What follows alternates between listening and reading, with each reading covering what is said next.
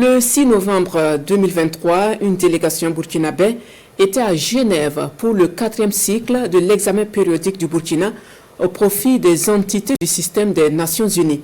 265 recommandations ont été formulées, dont 206 acceptées par le Burkina.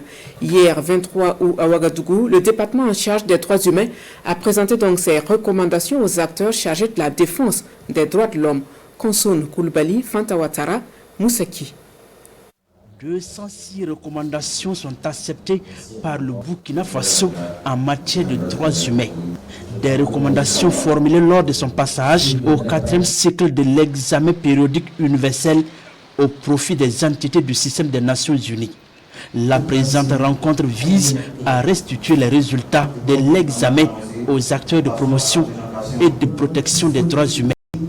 Elle permettra également de mieux assurer la vulgarisation de ces recommandations. Le 6 novembre 2023, le Burkina Faso est passé pour la 4e fois consécutive à l'examen périodique universel EPI à Genève, en Suisse.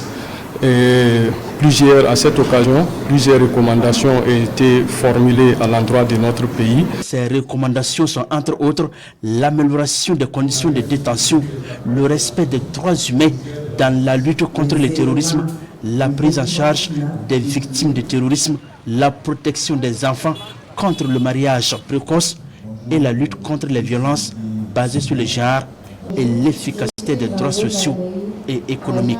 En dépit du contexte sécuritaire difficile et de l'impact des mesures restrictives dues à la Covid-19, notre pays a enregistré un taux de 88,04% de mise en œuvre des recommandations issues du 3e cycle périodique de l'EPU.